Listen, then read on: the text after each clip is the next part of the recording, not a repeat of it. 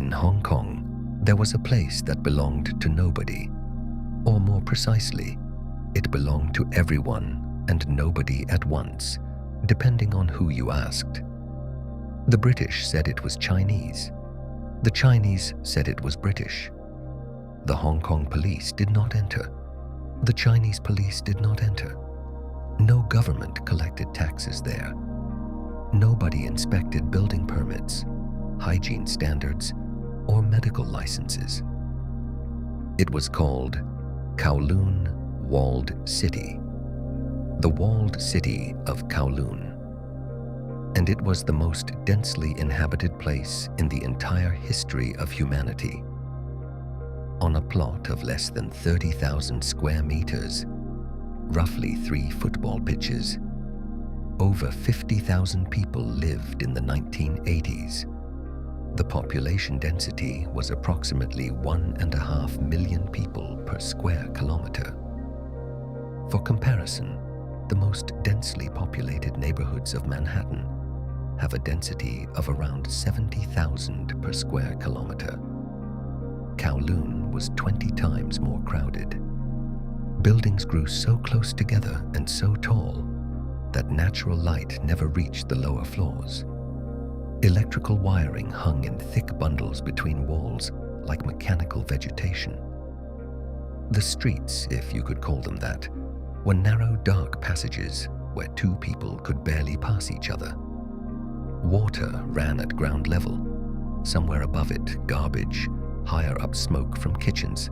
Higher still, laundry on lines. And above everything, planes coming into Kai Tak Airport, so low you could hear every word the pilot said. This is not a story about a slum. It is a story about what happens when a state stops functioning as an entity in a specific place, and people have to manage on their own. Kowloon was chaotic, overcrowded, dangerous, and a hygiene disaster. It was also functional.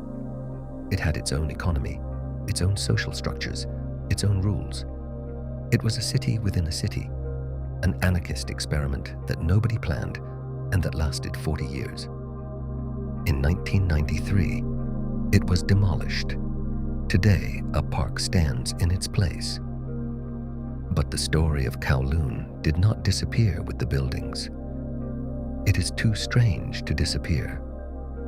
This is the story of a place that should never have existed, that existed for 40 years and then vanished in a single year.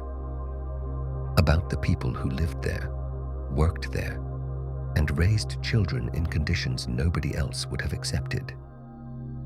And about what remains of all that.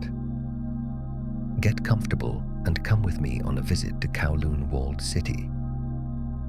The story of Kowloon begins in 1842 with the Treaty of Nanking, which ended the First Opium War between Britain and China.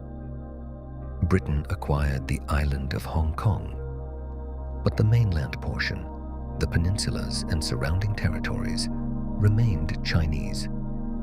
In the middle of this Chinese territory stood a small military fort, a fortification with walls, a garrison, and Manchu administration. It was called Kowloon Walled City. The fort was small. Originally, it served as a coastal guard post. The walls enclosed an area of roughly 2.5 hectares. Inside lived a few hundred soldiers and administrative officials. It was a functioning Chinese military outpost on the edge of the British colony, with both sides tolerating and ignoring each other. In 1898, Britain leased from China a vast new territory, the New Territories, for 99 years. Part of the agreement was a provision that Kowloon Walled City would remain under Chinese administration. The British agreed. At the time, it looked like an insignificant concession about a small fort of no great strategic value. A year later, the British changed their minds. A Chinese military presence inside their colony began to bother them. In 1899, they sent troops to occupy the fort. The Chinese garrison left without a fight. There were too few of them to resist. The British occupied the fort, but then did not know what to do with it. Legally, it was still Chinese. Physically, they controlled it. The result was a stalemate that lasted another 100 years. The fort fell into disrepair. The walls stood, but not much happened inside. The first civilian settlers began arriving, people from mainland China looking for shelter in a border zone where it was unclear who was in charge. The British colonial administration tolerated them because they did not want confrontation in a place with unclear legal status. The Chinese Republic ignored them because it had no means to administer an enclave surrounded by British territory. And so it grew. The Second World War transformed the situation radically.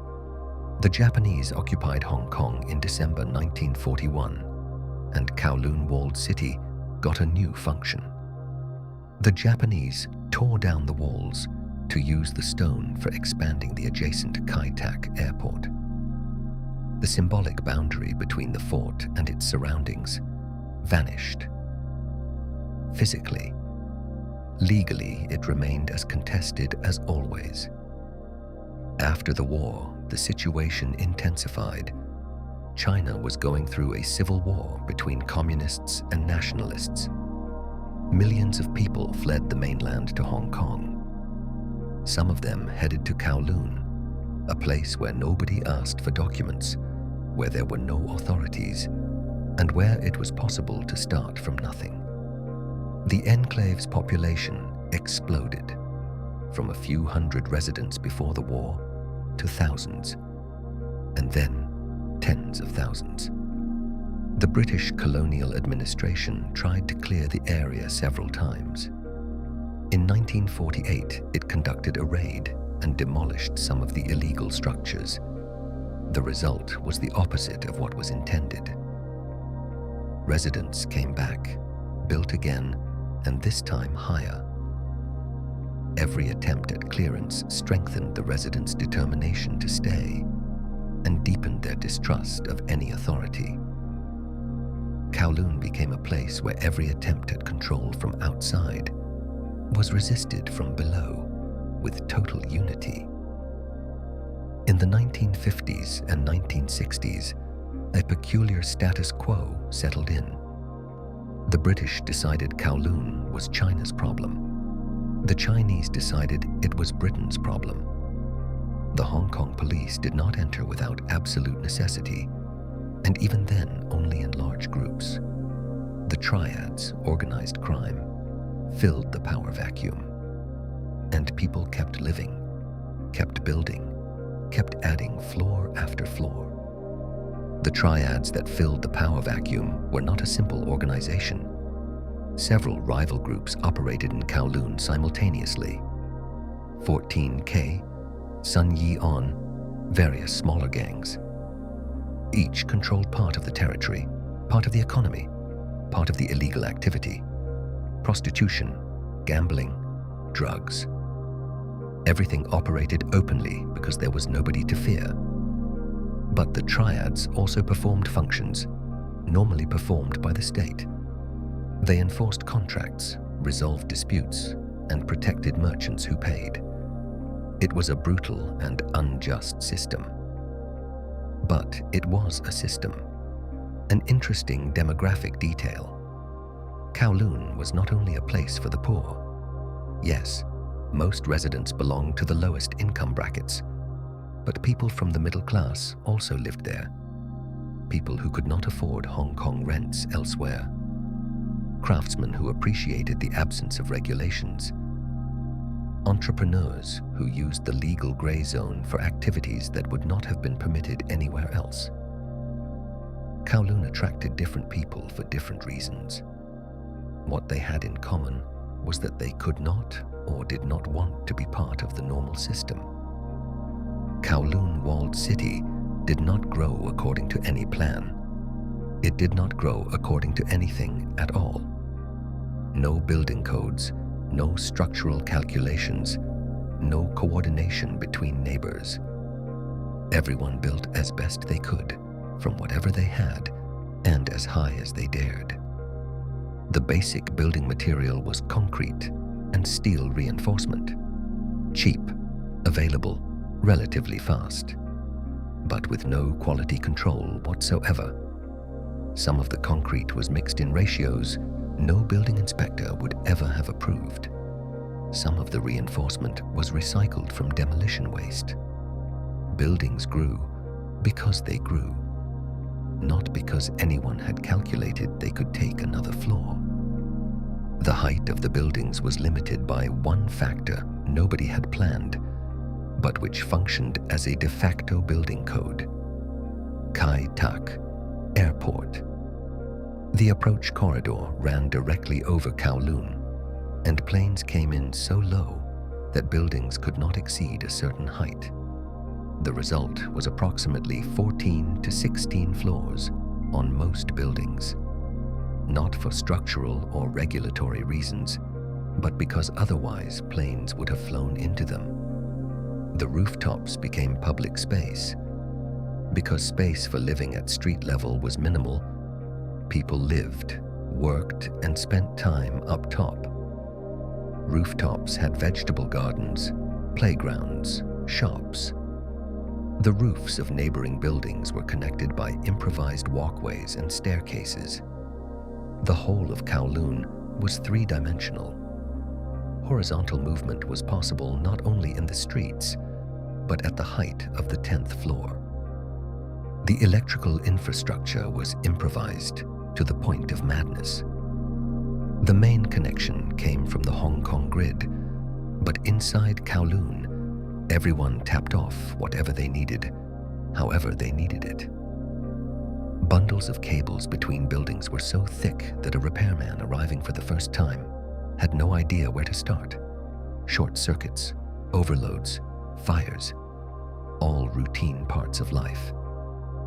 But the electricity was there, and it worked. Water was supplied from three main sources: the Hong Kong water network, private wells, and rooftop cisterns. Drainage was more complicated. Some wastewater ran into improvised underground drains. Some ran wherever it ran. Hygiene conditions in the most densely populated sections were objectively catastrophic. Diarrheal diseases, tuberculosis, and skin infections were widespread. And yet, and this is the detail that fascinates urban planners to this day, Kowloon worked. It was not pleasant, not healthy, not safe, but it was functional. People lived there, worked, raised children, ran businesses. The economy inside Kowloon was alive and diverse. Restaurants, food factories, dentists, doctors, pharmacies, gambling dens. Entire industries that used the absence of regulations as a competitive advantage. One of the most remarkable details of the construction was how the buildings gradually grew into each other. Neighboring buildings built independently over time physically merged.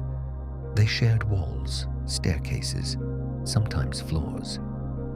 Legally, they were separate structures with different owners. Physically, they were one organism.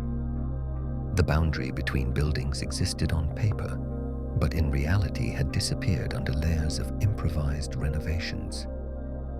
Light was a luxury. Practically no natural light reached the ground floor and first few floors. The surrounding buildings blocked it completely. People in the lower floors lived their entire lives under artificial lighting. This had a measurable psychological effect on long-term residents. But there was no alternative. There was exactly as much space as there was, and nobody gave it up voluntarily. One of the most important aspects of how Kowloon was built was time. Buildings did not go up overnight. They grew over decades, layer by layer, floor by floor. Every owner added when they had money and materials. The resulting architecture was a palimpsest, an overwritten manuscript where each layer covered the previous one, but never entirely erased it. If you had made a cross-section through a typical building in the 1980s, you would have found construction materials and techniques from the 1950s, 1960s, 1970s, and 1980s, mixed together without any order. The passages between buildings, the so-called streets at ground level, had their own logic. Some were wider and functioned as main arteries through which trade and people flowed. Others were so narrow they only served the residents of the adjacent buildings. And then there were passages that were not passages at all. Dead ends full of garbage and cables where nothing moved. The whole system was organic in the truest sense of the word. It grew without a plan and reflected exactly what people needed. Sanitation was Kowloon's greatest technical weakness. By the 1980s, the drainage system that existed there was estimated to be sized for a fraction of the actual population. Overloading was chronic. In heavy rain, it became impassable. Residents managed as best they could. Buckets, improvised outflows, illegal connections to the Hong Kong sewage system. The result was a smell that was part of the identity of the place. Everyone who visited Kowloon describes it. Heavy, organic, impossible to ignore. People who lived there stopped noticing it. Visitors never forgot it. The paradox of Kowloon was that the more overcrowded it became, the cheaper it was to live and do business there. Rents were a fraction of Hong Kong prices on the mainland. No taxes, no licensing fees, no building inspections. For small manufacturers, restaurant owners, craftsmen, it was a paradise without regulations. Fishball factories, noodle makers, dentists working without diplomas, doctors who had not passed Hong Kong exams. Everyone found a place in Kowloon where they could work. And nothing there depended on whether you had the right papers. Papers. That was exactly what nobody in Kowloon needed, and what was a requirement everywhere around it. Hong Kong in the 1950s and 1960s was a colony in the full sense of the word. British administration, British regulations, British bureaucracy. And in the middle of all that stood a dark block of buildings where none of it applied. For part of Hong Kong's population, it was a relief. For another part, a trap. The people who came to Kowloon in the 1950s and 1960s were not generally adventurers looking for freedom. They were refugees from the Chinese Civil War, from the communist takeover, from the poverty of mainland provinces. Hong Kong was their destination, but Hong Kong's bureaucracy complicated their path. Kowloon was a workaround, a place where you could start without documents, without checks, without waiting for a permit that was never going to come anyway. The first impression of Kowloon was the same for every new arrival. Shock. Not because it was so dirty or so crowded. They had expected that. The shock was in how the place functioned, despite everything. Shops open, food available, electricity working, water running. It was chaos, but it was functioning chaos. And functioning chaos is always more surprising than clean order. Hong Kong society's reaction to Kowloon was ambivalent throughout its existence. Newspapers described it as a nest of crime, a disgraceful place that damaged the colony's image, a problem that needed solving.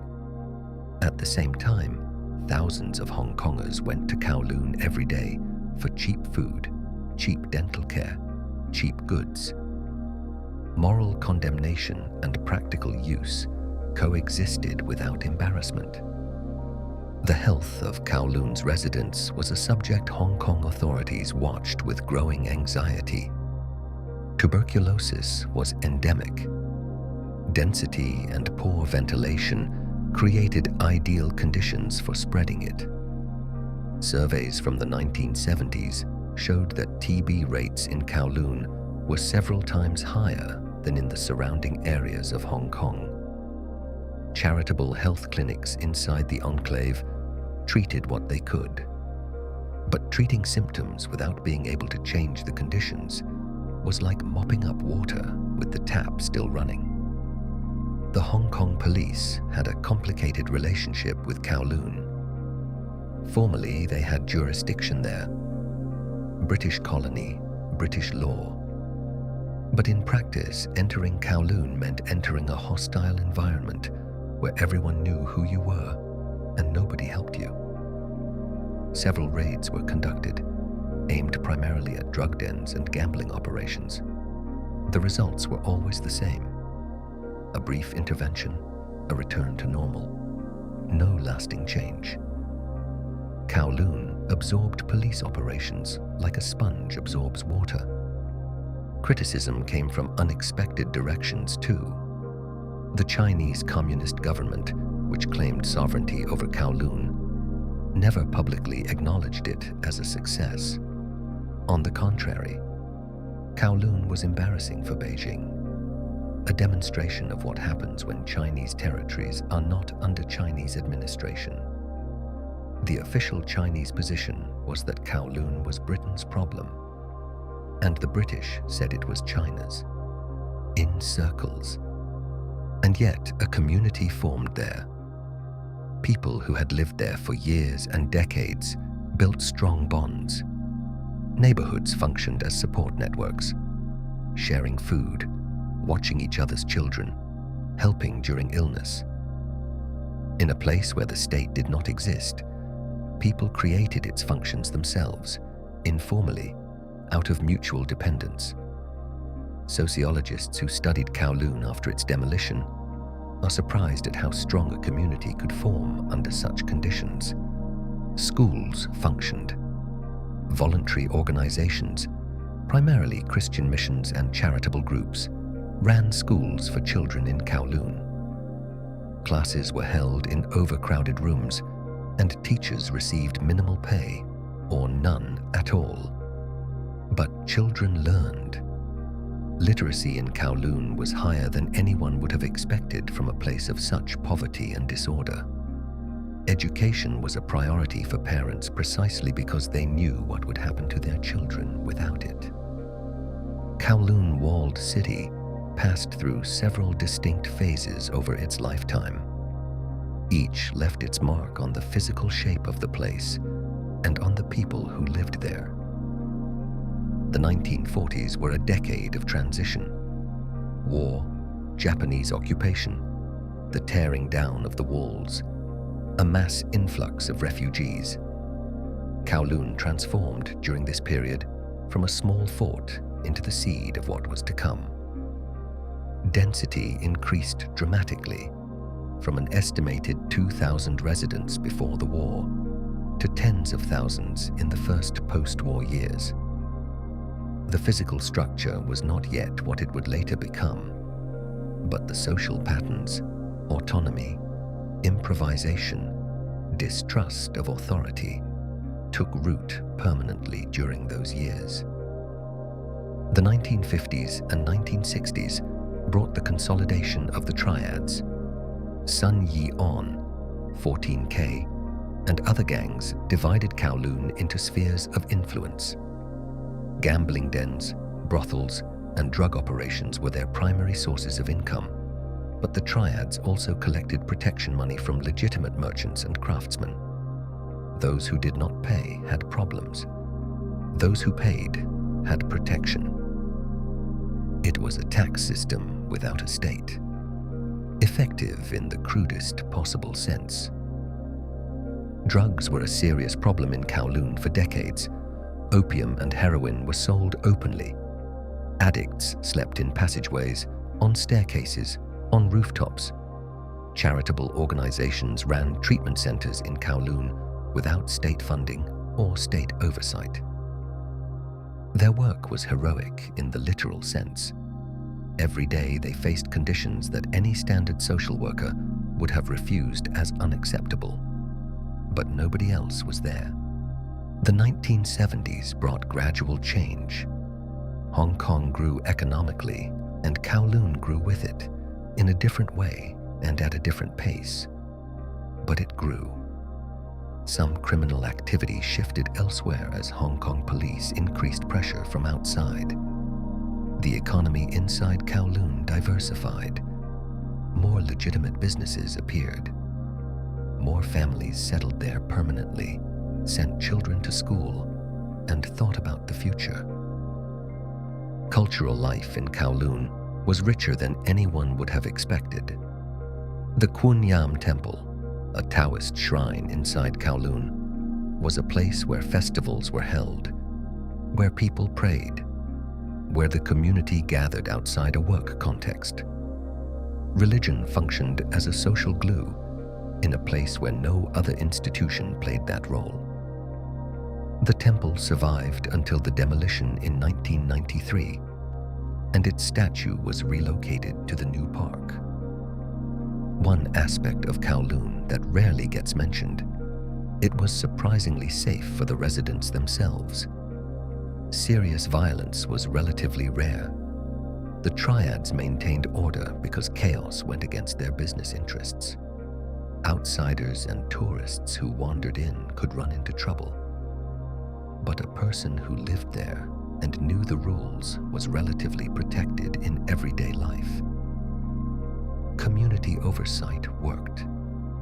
A neighbor knew everything about their neighbor, and that was the best security system available.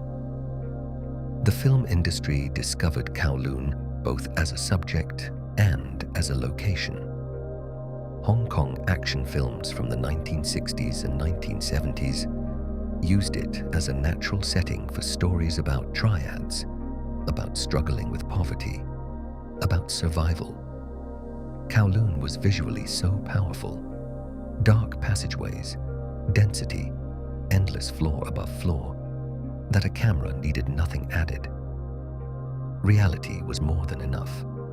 Japanese architects and photographers came to Kowloon in the 1980s and documented it in a way that went beyond journalistic interest. Photographer Ryuji Miyamoto produced a series of images that today are among the most cited visual records of the place. Japanese architectural studies from 1990 are a detailed map of every apartment, every corridor, every business.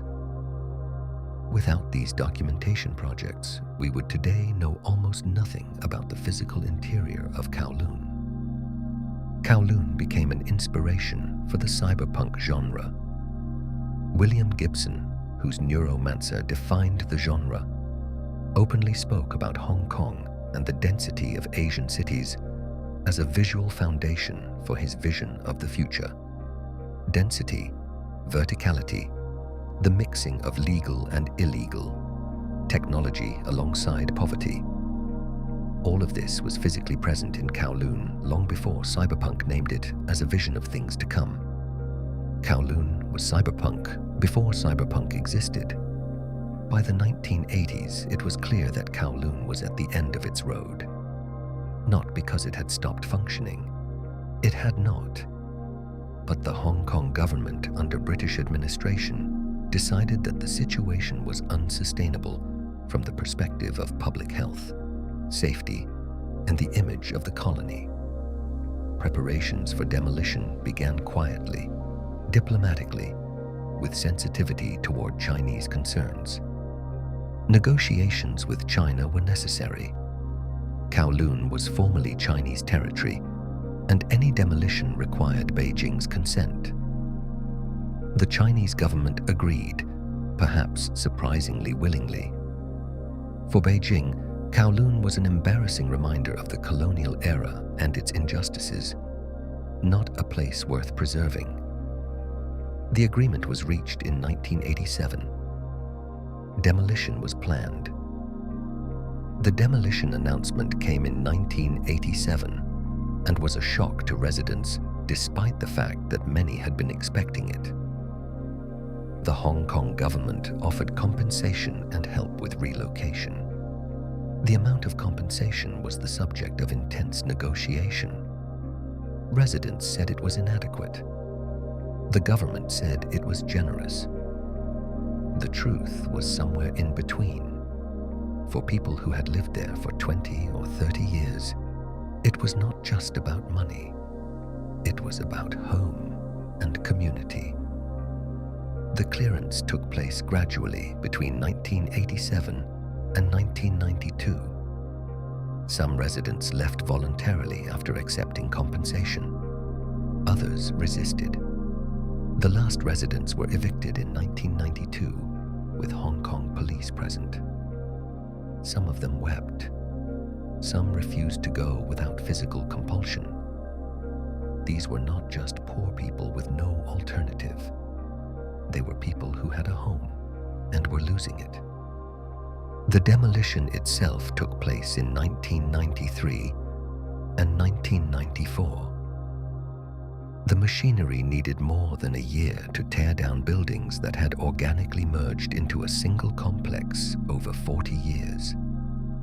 During demolition, the original stone walls of the fort were found, buried under decades of construction. They were preserved and are today part of the park. Kowloon Walled City Park opened in 1995.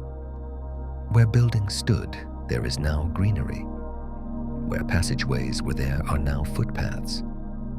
Where there was darkness, there is now light. Few people who come there today have any idea what stood there before. And that is perhaps the most precise conclusion to the story of Kowloon. It disappeared so completely that its location does not look like a site after demolition. It looks like a park that was always there. Former residents, people who lived in Kowloon, gather every year at the park, informally, without an organizer. They bring photographs, share memories, look for faces from the past. It is a community that survived the demolition of its home and still exists 30 years later. Sociologists who study them say the strength of the community bonds formed in Kowloon is extraordinary, comparable to bonds between people who have survived a war or a disaster. Perhaps because conditions in Kowloon were not so far removed from that. One of the most important documents about Kowloon is the book City of Darkness by Greg Gerard and Ian Lambert, published in 1993, just before the demolition. The authors managed to persuade hundreds of residents to open the doors of their homes and workplaces. The result is a photographic record of Kowloon's interiors that would otherwise not exist. Apartments, workshops, restaurants, gambling dens, dental offices. Everything captured just before destruction. The book became a reference work for architects, urban planners, and historians. The demolition produced one surprise nobody had anticipated. Under layers of concrete and construction debris, wells from the original Chinese fort were found. Clean water, functional after more than 150 years. Engineers dated the wells to the mid-19th century, exactly the period when the fort was still operating as a military outpost. The wells are today part of the park and are one of the few physical connections between the current site and its history before Kowloon became a slum. The relocation of Kowloon's residents to new apartments was a traumatic experience for many of them, but not for the reason of poverty. The new apartments were larger, brighter, with working plumbing, objectively better. But they were isolated. A person who had spent their whole life in a place where neighbors were literally on the other side of a thin wall, and where everything happened collectively, suddenly sat alone in an apartment where nobody knew anyone. Reports from the time document a wave of depression and loneliness among relocated residents. Kowloon was a terrible place to live. But it was their place. Their place no longer exists. There is a park there now, but the people who made it through Kowloon came out of it with something that cannot be demolished, the knowledge that they managed, and a community that survived the demolition the same way it survived everything else. Kowloon Walled City Park opened in 1995.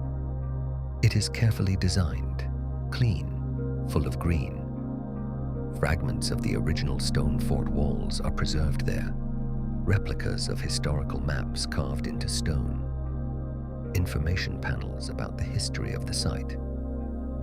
It is a memorial space that honors what was there. It is also a completely different place. Tourists who visit the park split into two groups. Those who do not know what stood there enjoy the greenery and the quiet. Those who do know stand at the panels, read, look at photographs, and try to imagine what it might have looked like. Photographs help, but not enough. Kowloon was a three-dimensional, acoustic, olfactory experience that no photograph conveys. Interest in Kowloon has exploded in the digital age. YouTube channels dedicated to the city's history have millions of views. Detailed documentaries, animated reconstructions of interiors, interviews with former residents. Content about Kowloon keeps growing. A place demolished 30 years ago lives on in digital space with an intensity that surprises. Architecture schools around the world study Kowloon as an extreme case of organic urbanism. What happens when people build without regulations, without a plan, without any coordination over 40 years? Kowloon is the answer. The answer is not entirely negative. A system emerged that was functional, adaptable, and efficient in its own way. It was also a health disaster with no future. Urban planners draw different conclusions from it depending on which question they are asking. Hong Kong itself has an ambivalent relationship with Kowloon. On one hand, it is part of Hong Kong's identity, a story about survival, about improvisation, about people who managed without help from anyone. On the other hand, it is a story about poverty, neglect, and the failure of governance. The Hong Kong government emphasizes neither. The park is beautiful and the information panels are accurate, but deeper reflection is missing. In recent years, Kowloon has become part of discussions about Hong Kong's identity in the context of its relationship with China.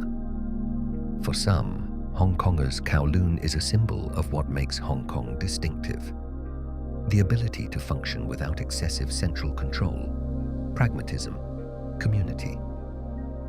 For others, it is a symbol of a past that needs to be left behind. This debate has a political undertone that goes beyond urbanism. The video game industry loves Kowloon. The Sleeping Dogs series, set in a fictional Hong Kong, uses the aesthetic of dense, overcrowded blocks, directly inspired by Kowloon. Kowloon Walled City appears as a named location in numerous games. In online worlds and metaverse projects, digital reconstructions of Kowloon are being built. Virtual spaces where people can walk the streets that physically vanished 30 years ago. Digital Kowloon lives on. Japan's contribution to documenting Kowloon was significant and is underappreciated. Japanese architects and photographers came to Kowloon in the 1980s with a methodical approach that others lacked. They mapped every apartment, every corridor, every business. Studies published in Japan shortly before the demolition are the most detailed documentation that exists. The irony is that the most thorough records of this Chinese place under British administration were made by the Japanese. Cyberpunk as a genre owes more to Kowloon than most of its fans realize. William Gibson, who popularized the word cyberspace, visited Hong Kong and was fascinated by Kowloon. Density, verticality, the mixing of technology and poverty, legal and illegal side by side. All of this was physically present in Kowloon long before Cyberpunk named it as a vision of the future. Kowloon was cyberpunk before cyberpunk existed, and cyberpunk has never surpassed it. Beneath the layer of what is commonly said about Kowloon lie details that do not make it into standard accounts. A veterinary clinic operated in Kowloon. That in itself is not unusual, but in the context of a place that lacked basic hygiene standards and where dentists worked without licenses, the existence of a veterinary facility is a surprisingly normal detail. People there had pets, cats, dogs, birds. Caring for them was part of everyday life, even under conditions that would not have inspired anyone to try. Food production was one of Kowloon's key industries. Fish balls, fish sauce, noodles, traditional Chinese sweets. These products were made in cramped workshops inside Kowloon and sold across Hong Kong. The absence of hygiene controls meant lower costs and lower prices. Hong Kongers bought these products, knowingly or not, for decades. Quality was not always guaranteed, but the price always was. One of the most remarkable businesses in Kowloon was dental care. Dentists without a Hong Kong license, but many with Chinese qualifications or practical experience, offered treatment at a fraction of mainland prices. Queues of waiting patients from all over Hong Kong were an everyday sight. Some of these dentists were excellent. Practice replaces a diploma. Others were dangerous. Patients chose at their own risk. Most came back. There is testimony from a Hong Kong police officer who entered Kowloon in plain clothes in the 1980s as part of an investigation. He describes the experience as entering a different world. Not physically different, but socially. Everyone knew he was an outsider. Nobody did anything to him. But at every corner he felt eyes on him. Behind every back, a whisper. Kowloon had its own immune system. It recognized a foreign element and tracked it until it left. No confrontation, just watching. The electricity in Kowloon was technically stolen electricity. The main connection came from the Hong Kong grid, but inside the enclave power was tapped and retapped without any metering or payment.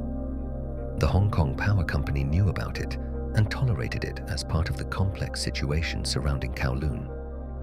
Losses from illegal connections in Kowloon are estimated to have run into millions of Hong Kong dollars per year. Nobody ever pursued it. A demographic survey carried out in 1987, just before the clearance began, produced surprising results. The average age of Kowloon's residents was lower than the Hong Kong average. There were relatively many families with children. The proportion of elderly people living alone was higher than average. Kowloon was a place of refuge for those who had nowhere else to go. These numbers complicate the picture of Kowloon as purely a place of crime and transience. It was also a place where people lived and raised children. One physical detail that gets lost in descriptions of Kowloon: the rooftops. From aerial photographs, the rooftops of Kowloon looked like another world. A dense labyrinth of water tanks, antennas, ventilation shafts, improvised structures, and growing plots. People dried laundry there, kept chickens, grew herbs. The rooftops were an unofficial public space where there was light, where there was air, where you could catch your breath from the darkness and confinement below. They were the most valuable places in all of Kowloon. After the demolition, it was discovered that some of the buildings stood on the foundations of the original fort. Stone from the walls that the Japanese tore down in 1941 had been used as building material for post-war buildings. Kowloon was literally built on top of itself, layer upon layer, each generation building on the ruins of the previous one. Archaeologists who worked on the site after the demolition described the cross-section as a geological profile. Every layer datable, every layer different. One lesser-known fact: Kowloon had a retirees club. Older residents gathered in one of the rooms on the middle floors, played mahjong, drank tea, talked. It was a club like thousands of others in Hong Kong, except that it existed in a place where nothing so normal should have existed. This detail, more than anything else, shows what Kowloon truly was. It was not just a slum. It was a place where people lived their entire lives. The Hong Kong government published statistics after the demolition that nobody had expected. The average length of residence of households in Kowloon before the clearance was over 15 years. A third of households had lived there for more than 20 years. These numbers undermine the picture of Kowloon as a transient place where people stopped briefly and moved on. It was the opposite, a place where people settled and stayed. Stability in the middle of chaos. The last shop in Kowloon closed in 1992, a year before the demolition. It was a food shop. The owner had run it for over 30 years. He left only when the final eviction notice arrived. In an interview with the Hong Kong press, he said one sentence that is still quoted today: "I never paid rent, and I never paid taxes. I do not know if it was a good life, but it was my life." The park looks good today. Trees grown tall, footpaths neat, benches full of people reading or resting. Children play on the playground. Elderly people practice Tai Chi. It is a quiet place in the middle of busy Kowloon, the neighborhood of Hong Kong that never sleeps. It is hard to stand in that park and imagine what was there. 50,000 people on 30,000 square meters, 14 floors with no elevator, dentists without diplomas, noodle factories next to gambling dens, children growing up without natural light, and yet a community, and yet a home. Kowloon was an answer to the question of what happens when the state fails. The answer is not pretty, but it is honest. People manage. They build their own systems, their own economy, their own rules. The result will be chaotic and inefficient and a health hazard. But it will function, because the alternative is not existing at all. Architects and urban planners who study Kowloon keep returning to one paradox: a place that violated every building code, every hygiene standard, every regulation on maximum density. This place functioned better as a community than many planned housing developments built with everything in place. Why? Because it was alive. Because it was human. Because everyone who was there either by choice or because they had no other option. And in both cases, they cared about it. The former residents who gather at the park every year are mostly in their 70s now. In 10 or 20 years, there will be fewer of them. Then will come a generation that knows Kowloon only from photographs and documents, and then a generation that will know only what it finds online. But the story will not disappear. It is too strange, too human, and too instructive to disappear. Every city in the world has its places where rules stop applying, where people live differently, where communities form that nobody planned. Kowloon was an extreme version of this. It was a place where things visible everywhere else, only in hidden form, were out in the open. Thank you for being here.